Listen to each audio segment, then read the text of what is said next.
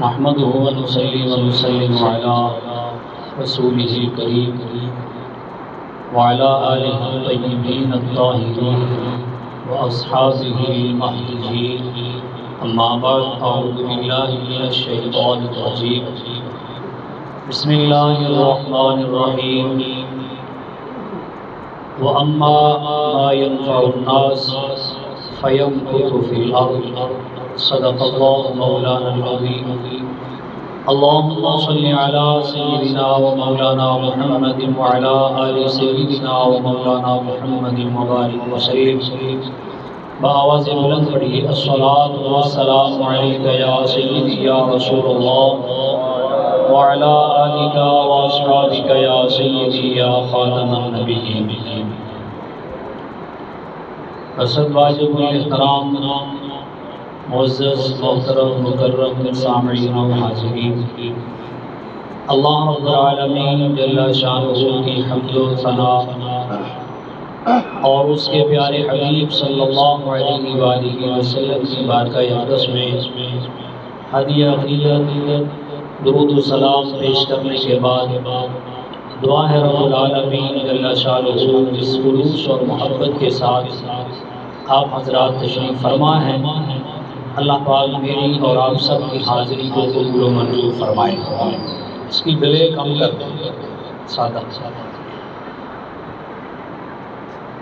آج کی یہ محفل پاک بسلسلہ 11ویں شریف جس کی سرپرستی پروردہ آغوش ولایت سفیر عشق رسول پیر طریقت صاحبزادہ پیر سید محمد عمران ولی شاہ صاحب آستانہ عالیہ خواجہ دائم الحضور قصوری آپ فرما رہے ہیں، اور آج کی محفل کی صدارت فاضل جلیل استاد العلماء حضرت علامہ مولانا مفتی محمد امین صاحب مدعز اللہ العلی آپ رونق افروز ہیں، اور میرے ساتھ فاضل جلیل عالم نبیل حضرت علامہ قاری محمد امین صاحب خطیب و امام جامع مسجد حاضہ آپ بھی رونق افروز ہیں،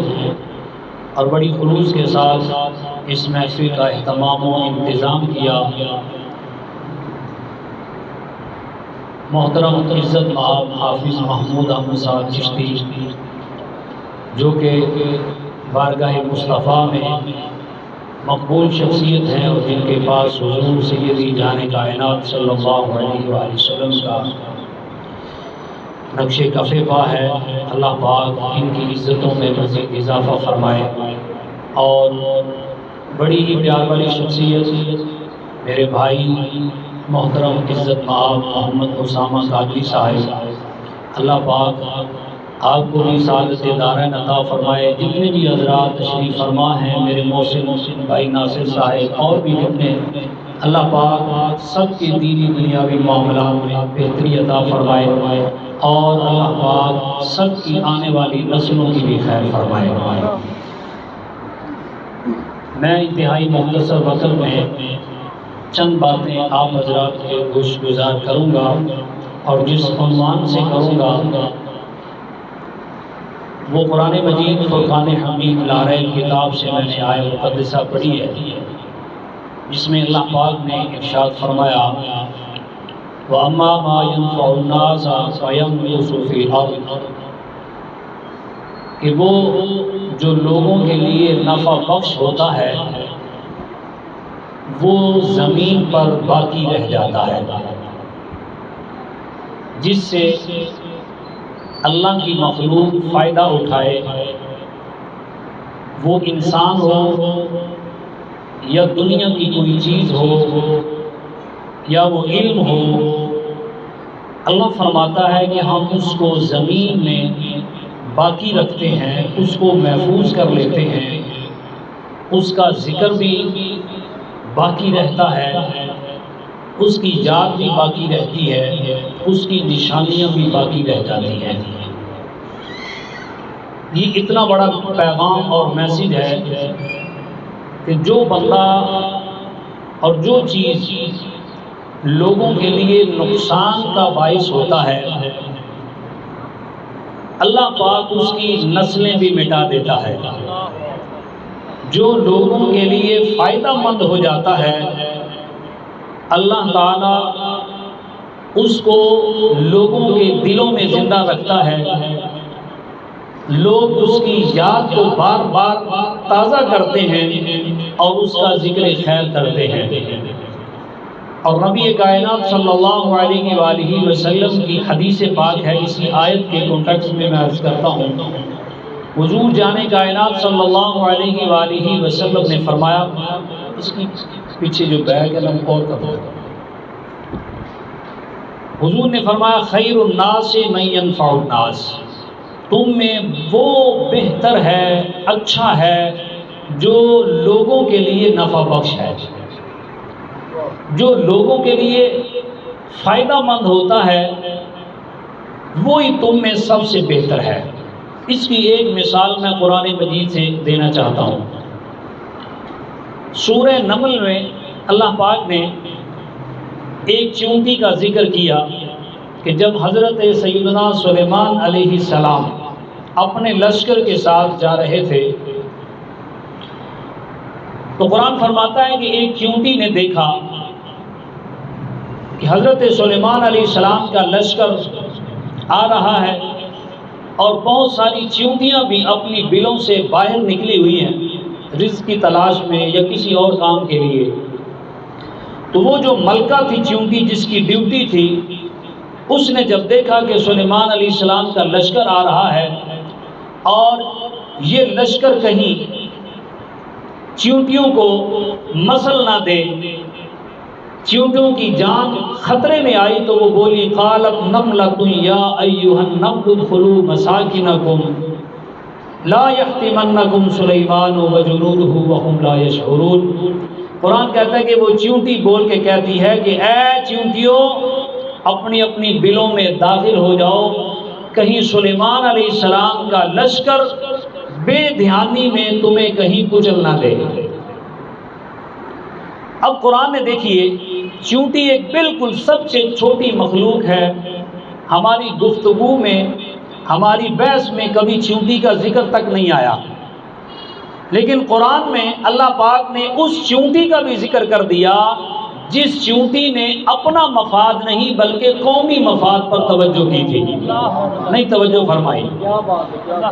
اس چیونٹی نے یہ نہیں کیا کہ میں جلدی جلدی گھس کے بل میں داخل ہو جاؤں، جس طرح ہمارا حال ہوتا ہے، بس پر یعنی سٹاپ پر بس آتی ہے تو ہم فوراً دوڑ کے بس میں داخل ہوتے ہیں کہ پتہ نہیں پھر سیٹ ملے گی کہ نہیں ملے گی، ہم اپنی ذات کو آگے رکھتے ہیں۔ تو اس چیونٹی نے یہ نہیں کیا کہ فوراً دوڑ کر بل میں داخل ہو کے میں اپنے آپ کو سیو کر لوں، اپنے آپ کو سیکیور کر لوں۔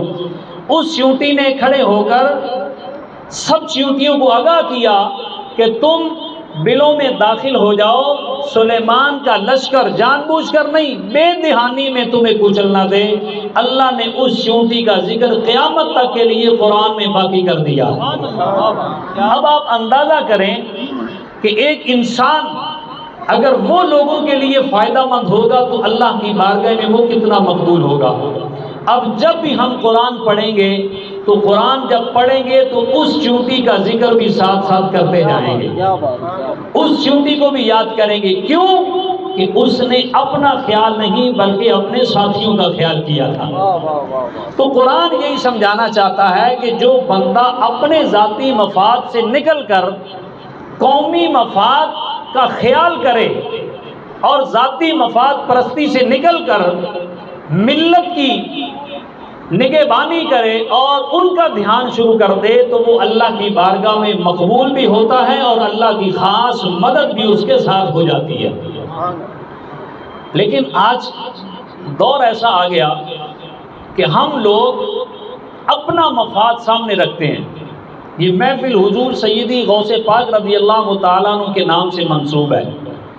اب یہ مسجد جس میں میں اور آپ حاضر ہیں، یہ مسجد پوری پاکستان میں مشہور اس لیے ہے کہ یہاں حضور غوث پاک کا 11 دن ذکر خیر ہوتا ہے۔ لیکن میں ایسی کوئی بات نہیں کروں گا کہ جو آپ نے پہلے سنی ہو اور آپ بور ہوں. میں کوشش کروں گا کہ حضور سیدی غوث پاک رضی اللہ تعالیٰ عنہ کا ایسا فلسفہ آپ کے سامنے رکھوں جس میں امت کی خیر خواہی کا سبق ہے.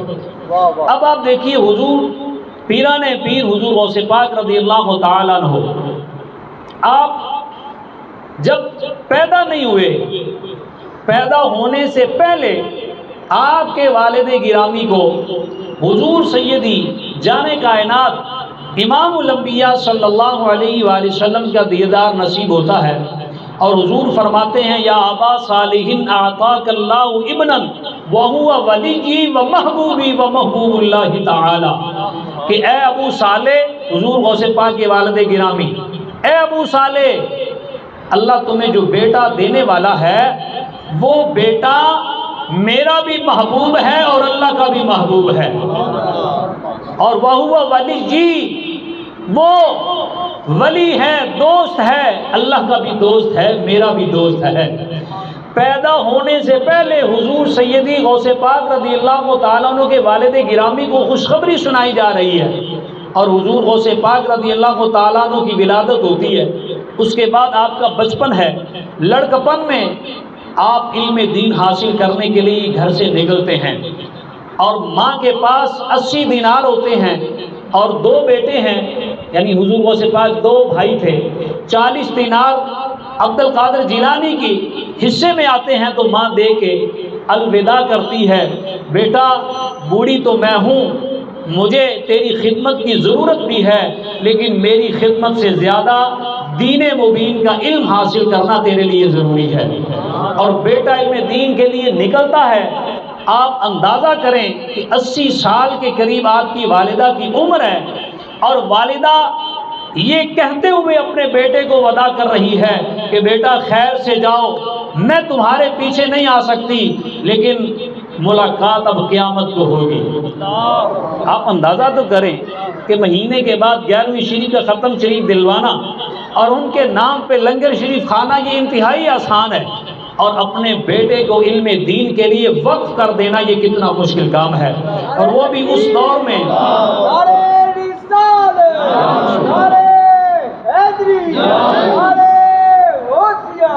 اب پتہ چلا کہ علم دین حاصل کرنا یہ کتنا ضروری ہے. معاف کیجئے گا، انتہائی معذرت کے ساتھ میں کسی پر تنقید نہیں کرنا چاہتا، لیکن حقیقت ہوتی ہے.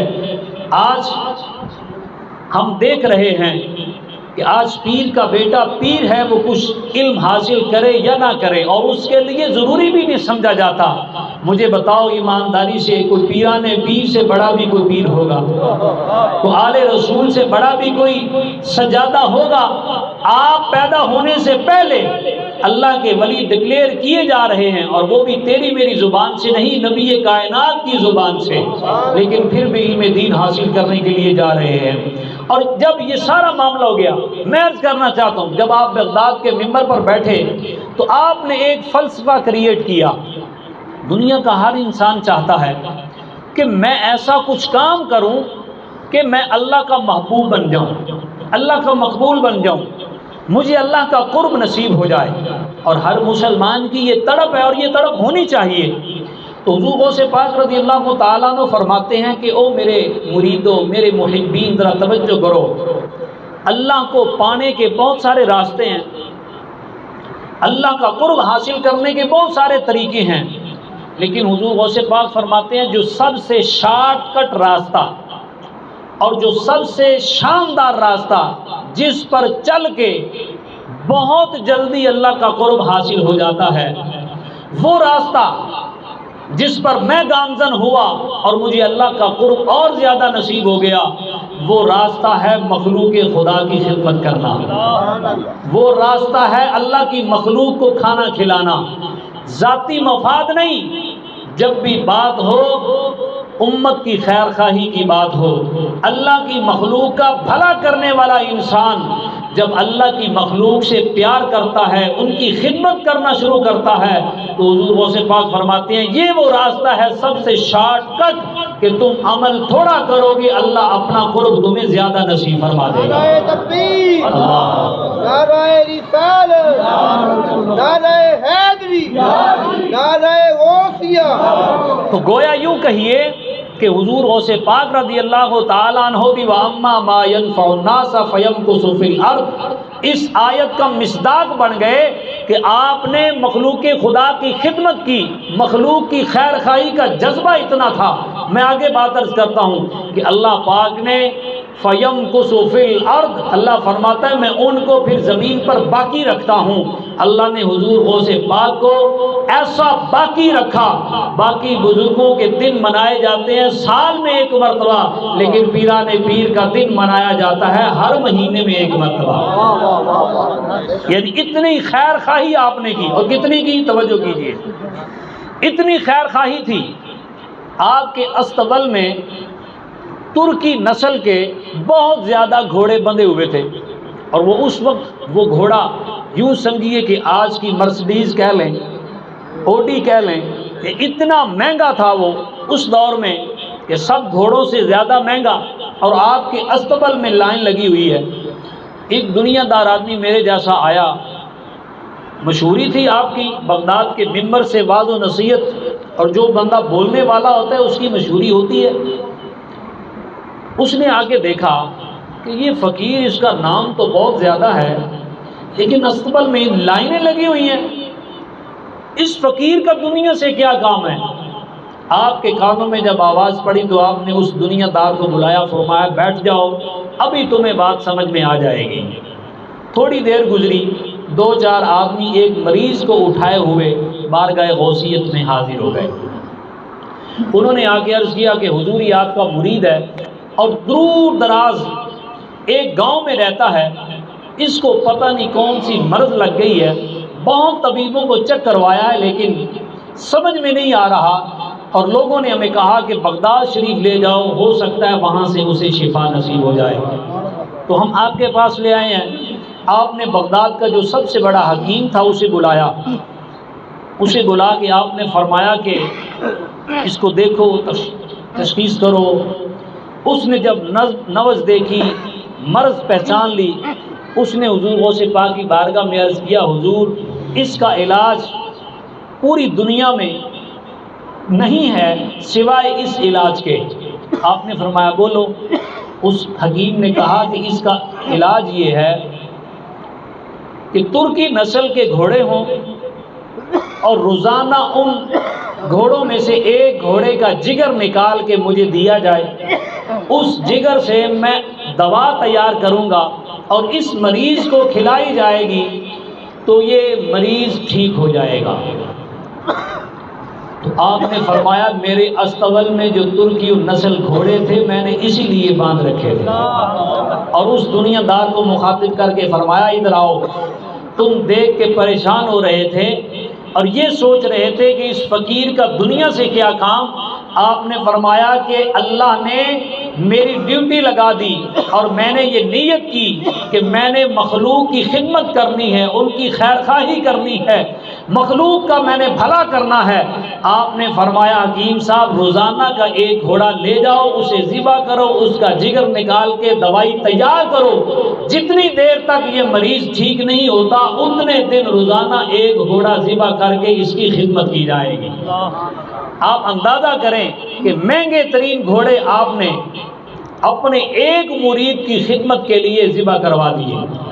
تو یہ گویا بتا دیا خیر الناس من ينفع الناس، جو بندہ لوگوں کے لیے نفع بخش ہوتا ہے، جو بندہ لوگوں میں بہتر انداز میں خدمت کر سکتا ہے، وہی بندہ سب سے بہترین ہوتا ہے، اور اسی کا ذکر خیر دنیا میں باقی رہتا ہے۔ اور آپ کی تربیت کا یہ اثر تھا۔ آج ہم سوائے محفل کروانے کے ہم 11ویں ہر ماہ پکاتے ہیں، لیکن تعلیمات غوث پاک کیا ہے؟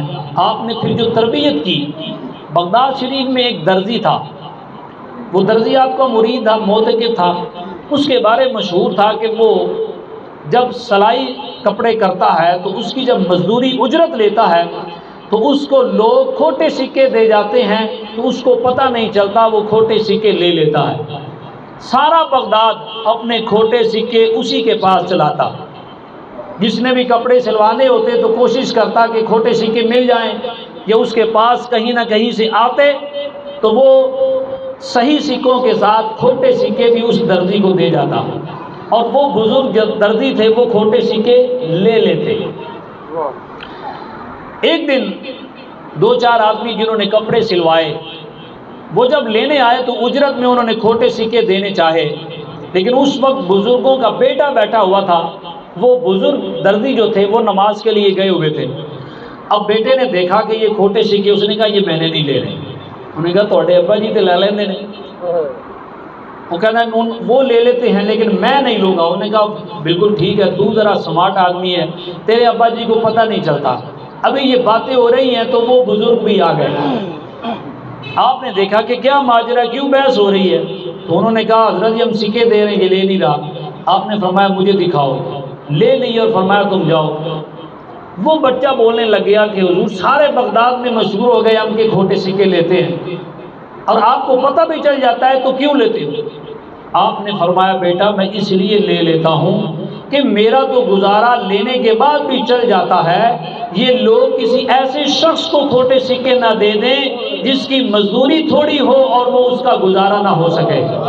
میں مخلوق خدا کے بھلے کے لیے ان کو نقصان اور دھوکے سے بچانے کے لیے کھوٹے سکے لے لیتا ہوں اور وہ میں لے کر جمع نہیں کرتا، روزانہ دریائے دجلہ میں پھینک کر بھی آتا ہوں.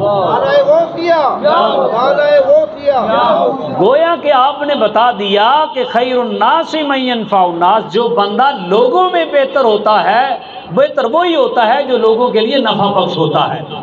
اپنا بھلا تو سارے سوچتے ہیں، مخلوق خدا کا بھلا سوچنے والا. تو آپ نے پھر کتنی انتہا کر دی مخلوق کی خدمت میں کہ اللہ نے آپ کا ذکر خیر ہر مہینے کے لیے ہم پر فرض کر دیا ہے، ہم پر ضروری کر دیا ہے. عاشقان غوث پاک ان کا ذکر خیر کرتے ہیں اس لیے کہ انہوں نے اپنی زندگی میں لوگوں کی خدمت اتنی کی ہے. میرے بھائیوں، ذاتی مفاد کی جنگ ہم لڑ رہے ہیں. ایک بات یاد رکھیے، جو بندہ اپنی ذاتی مفاد کی جنگ لڑتا ہے نا وہ ختم ہو جاتا ہے، اس کی نسلیں بھی ختم ہو جاتی ہیں. اور جو بندہ ملی اور قومی مفاد کے لیے آگے بڑھتا ہے اللہ تعالیٰ اس کا ذکر خیر قیامت تک کے لیے بلند کر دیتا ہے. آج مجھے اپنے بچوں کی فکر ہے اور میں اپنے بچوں کے مستقبل کے لیے لوگوں کے بچوں کا مستقبل تباہ و برباد کر رہا ہوں. وہ مذہبی لوگ ہوں یا سیاسی لوگ ہوں یا دنیاوی لوگ ہوں. آپ دیکھ لیجئے ہمارے سیاستدان، آپ دیکھ لیجئے ہمارے سکولوں کالجز کے اندر کس طرح ہمارے بچوں کی تباہی اور بربادی کا سامان کیا جا رہا ہے. جتنا بڑا ادارہ ہے، جتنی زیادہ فیس چارج کرتا ہے، اتنا ہی وہ عقائد کے لحاظ سے ہماری نوجوان نسل کو کمزور کر رہا ہے. الحاد کی طرف ہم جا رہے ہیں. اب بڑوں کی بات چھوٹے بھی کم نہیں ہیں. آپ دیکھیں کہ ایک گوالا ہے وہ بھی اپنے بچوں کے مستقبل کے لیے ہمارے بچوں سے کھیل رہا ہے. وہ بھی پانی والا دودھ نہیں. آج ہم تو کہتے ہیں یار پانی والا دے دے لیکن پاؤڈر والا دودھ ہمیں نہ دے. یہاں تک بات پہنچ گئی ہے. وہ اپنے بچوں کے مستقبل کے لیے دوسروں کے بچوں کے مستقبل کو داؤ پر لگا رہا ہے اور بچوں کے اندر زہر جو ہے وہ انڈیلا جا رہا ہے. تو میرے بھائیوں، جب انسان ذاتی مفاد سے نکل کر قومی اور ملی مفاد کی سوچنا شروع کر دے تو زمانے میں انشاءاللہ بہار آ سکتی ہے. یہی زمانہ خوشبوئیں بکھیر سکتا ہے. یہ دنیا چند دن کی ہے. بابا بلے شاہ صاحب رحمۃ اللہ علیہ فرمایا کرتے تھے کہ میں چڑھ دے سورج ٹل دے ویکھے، میں چڑھ دے سورج ٹل دے ویکھے، میں بل دے دیوے بجھ دے ویکھے، جنہ دا کوئی بھی نہیں سی جگتے وہ بھی پتر پل دے ویکھے. یہ نہیں ہے کہ ہم کسی کے ساتھ دھوکہ کریں گے تو میرے بچے صحیح سلامت نہیں. آپ فرماتے ہیں کہ میں او بھی پتر پل دے ویکھے. اور بولیا لوکی کہندے دال نہیں گلدی، میں تے پتھر گل دے ویکھے. میرے بھائیوں، یہ مت سوچئے کہ میں جو کچھ کر رہا ہوں مجھے فائدہ ہو جائے گا. وہ وقتی ہوگا. لیکن جب آپ دوسروں کے بچوں کا خیال کریں گے اللہ تعالیٰ کی رحمت آپ کے بچوں کا اور آپ کے خاندان کا مستقبل سنوارنے میں لگ جائے گی۔ یہ باتیں ذرا ہے سنجیدہ، لیکن اس پر غور کرنے کی ہمیں اشد ضرورت ہے۔ ان محافل کا فائدہ یہ ہونا چاہیے کہ ہم اپنے عقائد اور اعمال کی اصلاح کریں۔ ایک بزرگ ہیں حضرت خواجہ بلاول قادری رحمۃ اللہ علیہ، اور اسی دور کے بزرگ ہیں حضرت میاں میر قادری رحمۃ اللہ علیہ، دونوں ایک ہی زمانے کے بزرگ ہیں۔ اورنگزیب عالمگیر کا زمانہ ہے، اور اورنگزیب عالمگیر ایک علم دوست بادشاہ تھا۔ وہ ایک دن حضرت میاں میر قادری کو ملنے آپ کے آستانے پر حاضر ہوا۔ یہ بیماری اب چلی ہے کہ آج پیر کہلوانے والے دنیا داروں اور حکمرانوں کے دروازے پر جاتے ہیں، لیکن ہم جب اپنے بزرگوں کی زندگی کا مطالعہ کرتے ہیں تو ہمیشہ ان کے بارگاہ میں ان کے آستانوں پر وقت کا بادشاہ حاضری دیتا ہے۔ اورنگزیب عالمگیر بادشاہ حضرت میاں میر کی بارگاہ میں حاضر ہوا، آپ نے کچھ نصیحتیں کی، اس نے نصیحتیں قبول کی۔ جب جانے لگا تو اس نے ایک تھیلی جس میں کچھ درم و دینار تھے آپ کی خدمت میں پیش کرنا چاہی۔ تو حضرت میاں میر قادری علیہ الرحمہ نے فرمایا کہ میں نہیں تیرا نذرانہ لوں گا، مجھے ضرورت نہیں ہے۔ حضرت میاں میر نے اس کی خدمت کو قبول نہیں کیا، بادشاہ چلا گیا۔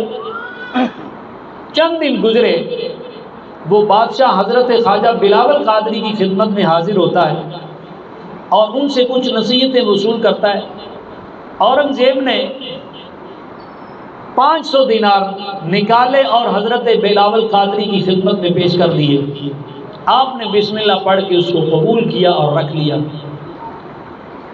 تو حضرت بلاول قادری ان کو اورنگزیب عالمگیر کہتا ہے کہ حضرت میں چند دن پہلے حضرت میاں میر کی بارگاہ میں حاضر ہوا تھا، میں نے نذرانہ پیش کیا، انہوں نے نہیں لیا، آپ نے لے لیا ہے۔ بڑے لوگ ہوتے ہیں نا، ذرا باریک لوگ ہوتے ہیں، یہ انداز ہے۔ محلے میں بھی ایسے لوگ مل جائیں گے جو دو کو لڑا کر پھر ان پر حکومت کرتے ہیں۔ ہمارے سیاستدانوں کو بھی یہی حال ہے، وہ بھی قوم کو لڑاتے ہیں، آپس میں لڑا کے پھر اپنا روب رکھتے ہیں۔ تو بادشاہ نے سمجھا کہ شاید یہ بزرگ بھی میری اس چال پر لگ جائیں گے اور میں پھر ان کو لڑوا کر ان کی باتیں پھیلا کر پھر ان کو بھی قبضے میں کروں گا۔ تو حضرت بلاول قادری علیہ الرحمہ نے فرمایا میری بات سن، حضرت میاں میر نے ساری دنیا کو ترک کر دیا ہے، لیکن میں ابھی تھوڑی تھوڑی دنیا داری کرتا ہوں۔ بولو نا سبحان اللہ، پچھلے بھی بولو نا۔ آپ نے کیا کہا کہ انہوں نے دنیا ترک کر دیتی ہے، میں ابھی تھوڑی تھوڑی دنیا داری کرتا ہوں، میرا کبھی کبھی گوشت کھانے کو دل کرتا ہے، میں ابھی تھوڑی تھوڑی کرتا ہوں۔ اور یہ بات کہہ کے حضرت بلاول قادری علیہ الرحمہ نے اسے بھیج دیا۔ اچھا، بادشاہ پھر چند دنوں کے بعد حضرت میاں میر کے پاس آیا، آ کے کہنے لگا حضرت جی آپ نے خدمت میری قبول نہیں کی، تو بلاول قادری کو میں نے دی ہے تو اس نے میری خدمت کو قبول کر لیا تھا۔ ہائے ہائے ہائے، اگر ہمارے پاس ایسی بات ہوتی تو ہم کہتے ہیں ہاں میں نے پہلے ہی پتا سی، میں تے آخدا لوگاں نوں کہ وہ دنیا دار بندہ ہے۔ سمجھ آئی میری بات؟ آپ نے پتہ کیا جواب دیا؟ توجہ ہے آپ حضرات کی؟ آپ نے فرمایا بھائی میری بات سن، بلاول قادری فقر کا سمندر ہے، میں ذرا ندی ہوں، تو ندی میں تھوڑی سی مٹی بھی چلی جائے تو نظر آتی ہے، تو سمندر میں جتنی بھی مٹی چلی جائے تو پتہ نہیں چلتا۔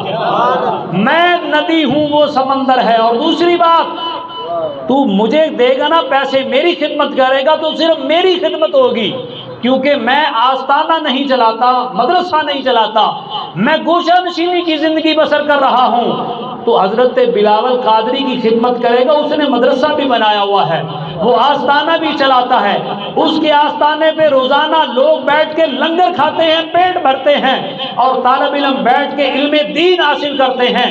میری خدمت کرے گا تو صرف میری خدمت ہوگی، بلاول قادری کی خدمت کرے گا تو قومی اور ملی خدمت ہوگی۔ نعرہ حیدری، نعرہ حیدری۔ اور صاحب نے پوچھا اورنگزیب سے، مجھے یہ بتا کہ بلاول قادری کو کتنے پیسے دیے تھے؟ کہنے لگا حضرت میں نے 500 دینار دیے تھے۔ فرمایا جب دوسری مرتبہ جاؤ نیکسٹ خدمت کرنا تو پھر زیادہ کرنا، یہ بہت تھوڑے ہیں، وہاں طلباء زیادہ پڑھتے ہیں، ان کی خدمت زیادہ کرنا۔ یہ ہمارے لوگ تھے، بزرگ تھے اس دنیا میں رہنے والے، کو فرشتوں کی بات نہیں ہے، اس دنیا میں رہنے والے لوگوں کی بات عرض کر رہا ہوں کہ جنہوں نے دین مبین کو پڑھا اور قرآن مجید کی تعلیمات حاصل کی، اور ہمارے جتنے بھی اولیاء اللہ ہیں جن کے نام زندہ ہیں، جن کا لوگ نام عزت سے لیتے ہیں، اور جن کی قبریں آج موجود ہیں اور لوگ ان پر حاضری دینا فخر سمجھتے ہیں اور برکات حاصل کرتے ہیں، ان کی ساری زندگی آپ اٹھا کر دیکھ لیں، کسی نے جائیداد نہیں بنائی، کسی نے سونا اکٹھا نہیں کیا، کسی نے بینک بیلنس نہیں بنایا، جو مخلوق خدا نے خدمت کی ہے وہ بزرگوں نے، ولیوں نے وہی خدمت اٹھا کے پھر مخلوق خدا میں تقسیم کر دی ہے۔ اور یہی انداز ہونا چاہیے، آپ ایک ایک کو اٹھا کر دیکھ لیں۔ نبی کائنات صلی اللہ علیہ وآلہ وسلم کی تربیت بھی یہی تھی۔ حضرت عمر فاروق رضی اللہ تعالیٰ عنہ کا دور ہے، دو شخص آ گئے، انہوں نے مقدمہ لے کر، اب دیکھیں مقدمہ کتنا عجیب ہے، انہوں نے عرض کیا کہ حضور یہ وہ آدمی ہے جس نے زمین بیچی ہے اور میں نے خریدی ہے، پیسے میں نے لے لیے، میں نے جب زمین میں ہل چلایا تو ہل چلاتے ہوئے زمین سے کچھ خزانہ نکل آیا ہے، تو لہٰذا جب میں خزانہ لے کر اس کے پاس گیا ہوں جس نے زمین بیچی ہے، جو مالک تھا، تو میں اس کو دے رہا ہوں کہ بھائی یہ تیرا خزانہ ہے، میں نے اس خزانے کے پیسے نہیں دیے، میں نے زمین کے دیے تھے، تو لہٰذا یہ خزانہ تیرا ہے۔ وہ کہتا بھائی جو کچھ زمین میں تھا وہ تیرا ہی ہے، میں نے سب کچھ تجھے دے دیا، اس کے پیسے لے لیے ہوئے ہیں، تو لہٰذا یہ لے نہیں رہا، اس کی زمین تھی، یہ مالک تھا۔ تو جو مالک تھا وہ کہہ رہا تھا کہ حضرت میں نے سودا کرتے ہوئے سب کچھ اسے دے دیا، جو زمین میں ہے اس کا ہے۔ اب دونوں مقدمہ لے کر آ گئے، حضرت عمر فاروق نے جب مقدمہ سنا تو آپ نے فرمایا کہ چل یار تو رکھ لے، جو مالک تھا چل یار تو رکھ لے۔ اس نے کہا حضرت آپ نے فرمایا کہ ہو سکتا ہے تیرے بڑوں نے زمین میں کوئی خزانہ دبایا ہو، آج تو اللہ معاف فرمائے زمین کوئی بیچے اور اسے پتہ چل جائے بھی نال دے پاسیوں نال دی گلی جو سوسائٹی نوی نکلن لگی ہے اور یہ سڑک نکلے گی تو بندے تو بیانہ واپس کر دیندے نے بھی بھائی میں ویچنی ہی نہیں، سوسائٹی نکلی ہے۔ لیکن وہ دیکھیں وہ لوگ، وہ کہنے لگے حضرت عمر فاروق سے امیر المومنین اگر میرے بڑوں نے اس زمین میں خزانہ نہ دبایا ہوا ہو، یا پتہ چل جائے قیامت میں کہ میرے بڑوں نے خزانہ نہیں دبایا تھا، یہ میرے بڑوں کا نہیں تھا، تو پھر قیامت والے دن رب کے سامنے جو جواب میں دوں گا یا آپ میرے ساتھ شریک ہوں گے اس جواب میں؟ حضرت فاروق اعظم نے فرمایا نہیں بھائی اتنے کا جواب میں نہیں دے سکتا۔ فرمایا پھر ڈنڈی تو نہ مارو نا کہ میرا نہیں ہے۔ آپ نے فرمایا پھر اس طرح کرو، فیصلہ میں نہیں کروں گا، یہ ابی بن کعب کرے گا۔ اور ابی بن کعب کون ہے؟ جو سب سے زیادہ حضور نے فرمایا قاری قرآن ہے، جس نے قرآن سیکھ رہا ہو ابی بن کعب کی خدمت میں حاضر ہو جایا کرے۔ قرآن پڑھنے والے اور سمجھنے والے تھے، آپ نے فرمایا ابی بن کعب کے پاس چلے جاؤ، اور یہ روایت میں ہے کہ وہ چیف جسٹس تھے، قاضی القضاء تھے اس وقت، فرمایا ان کے پاس چلے جاؤ۔ اب انہوں نے مقدمہ سنا تو وہ بھی سر پکڑ کے بیٹھ گئے کہ یہ کیا معاملہ ہے۔ آپ نے سوچ سوچ کے فیصلہ کیا کہ مجھے بتاؤ کہ تمہارا کوئی جوان بچہ ہے؟ ایک نے کہا میرا بیٹا جوان ہے، دوسرے نے کہا میری بیٹی جوان ہے۔ آپ نے فرمایا اس طرح کرو ان دونوں کا نکاح آپس میں کر دیتے ہیں اور اس کے جہیز میں یہ خزانہ دے دو، تمہارا بیٹا حق مہر کے طور پہ کچھ رقم تمہاری بیٹی کو دے دے، اور تمہاری بیٹی کا سامان جو تیار ہوگا وہ اسی خزانے سے تیار کر دیتے ہیں۔ تو اس طرح یہ فیصلہ کر کے یہ نمٹایا گیا۔ تو میرے بھائیوں وہ لوگ تھے جو ذاتی مفاد سے نکل کر قومی مفاد کو ذہن میں رکھتے تھے۔ آج میں 2 کروڑ کی کوٹھی بنا لیتا ہوں لیکن 10,000 روپیہ گلی پہ نہیں لگاتا۔ اب جب میں باہر تھڑا بنانے جاتا ہوں تو پھر میں بہت لمبا بناتا ہوں کہ میری موٹر سائیکل تو صحیح طرح چڑھ کے میرے گھر میں داخل ہو جائے گی، ساری گلی کا بیڑا غرق ہوتا ہے تو ہو جائے۔ تو میرے بھائیوں، ان چیزوں پر ضرورت ہے کہ نبی پاک علیہ السلام نے فرمایا خیر الناس من ینفع الناس، اور اللہ پاک فرماتا ہے واما ما ینفع الناس فیمکث فی الارض، جو بندہ مخلوق کے لیے فائدہ مند ہوتا ہے اللہ تعالیٰ اس کو باقی رکھتا ہے، اس کا ذکر بھی باقی رکھتا ہے۔ میری دعا ہے کہ اللہ تعالیٰ پیارے حبیب کے صدقے ہم سب کو عمل کی توفیق عطا فرمائے۔ جس خلوص اور محبت کے ساتھ آپ نے سماعت کیا، اللہ پاک ہم سب کے دین و دنیاوی معاملات میں خیر فرمائے، آمین بجاہ نبی۔